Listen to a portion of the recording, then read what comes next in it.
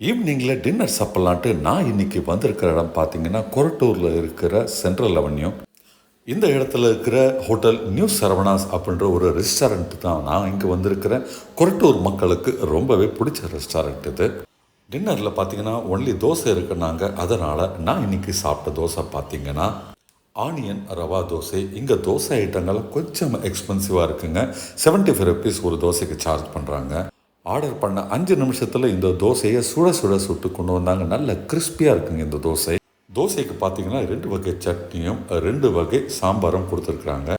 சட்னி பார்த்தீங்கன்னா தேங்காய் சட்னியும் தக்காளி சட்னியும் கொடுத்துருக்குறாங்க. அந்த மொறுமொறும் தோசையை அப்படியே சாப்பிட்டு அந்த தக்காளி சட்னியில் சாப்பிடும்போது செம்ம டேஸ்ட்டுங்க. சூடான தோசையில் தக்காளி சட்னி அல்டிமேட் டேஸ்ட்டாக இருந்தது.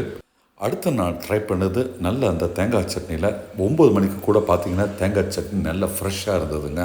ரவா தோசையின் சிறப்பே அந்த கிறிஸ்பியான எட்ஜஸ் தாங்க. நீங்கள் சட்னி எல்லாமே சாப்பிடலாம். அந்தளவுக்கு முறுட்டு சூப்பராக இந்த தோசை இருக்குங்க. 2 வகை சட்னியை ட்ரை பண்ண பிறகு அடுத்து நான் ட்ரை பண்ணது சாம்பாரில். சாம்பார் நல்ல ஒரு டேஸ்டியாக இருந்ததுங்க. முறுட்டு அந்த தோசை எடுத்து அந்த சாம்பாரில் தொட்டு சாப்பிடும்போது சுவையோ சுவைங்க. அடுத்து அவங்க கொடுக்குறது பார்த்திங்கன்னா ஒரு சம்பல் அப்படின்னு சொல்லப்படுகின்ற ஒரு விதமான குருமா. உருளைக்கிழங்கு மசி அரைச்சி அதில் விட்டுருக்காங்க. பார்க்குறதுக்கு குருமா மாதிரியே இருக்குது. ஆனால் இதை அவங்க சம்பல்னு சொல்கிறாங்க.